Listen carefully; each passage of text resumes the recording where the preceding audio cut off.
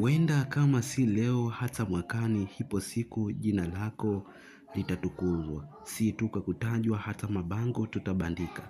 Kwenye hii dunia leo kuna watu wanafanya vitu vizuri sana, ila huwa ngumu kuwasifia. Siku wakifanya vibaya, huwa tunanyakua sauti yetu na watakia mema, hatimaye kuwakatisha tamaa kabisa kwenye safari yao ya maisha. Leo utaenda kufahamu historia ya miongoni mwa wachezaji wanaifanya vizuri sana kwenye ligi kuu ya NBC Premier League. Mwamba huyu alishawahi kucheza vilabu mbalimbali. Alizaliwa Disemba 12 msimu mwaka 1999 nchini Tanzania. Nafasi yake uwanjani anacheza kama defender. Fountain Gate alijiunga kwa tarehe 1 mwezi wa 7 msimu mwaka 2023. Tarehe 30 mwezi wa 6 2024 tamati yake ya kusakata kabumbu katika klabu hiyo ilifikia tamati.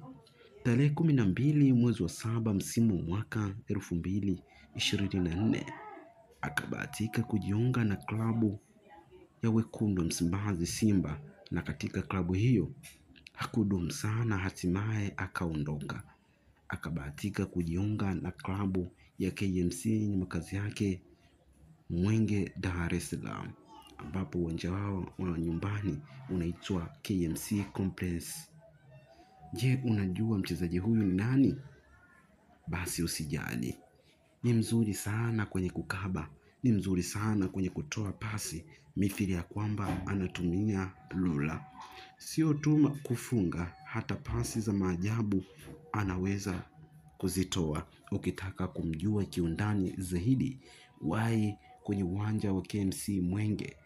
Dakika 5 kabla ya mechi kuanza, simu yako weka kendege, huku ukiwa unatazama mbele na kumwangalia jinsi anavyofanya maajabu yake uwanjani. Unajua baba, unajua mpaka unajua tena. Sometime naweza nikasema unajua mpaka unaboa. Wengi wanapenda kumuita fundi wa kabumbu, lakini mimi napenda sana kumuita chezaji la kafu. Maana unajua baba, sina mengi ya kuzungumza, pengine tu niwaache na swali lifuatalo. Msimu mwaka 2025 kwenye ligi kuu ya NBC Premier League unaenda kutamatika. Je, mwamba huyu ataendelea kusalia katika klabu hiyo?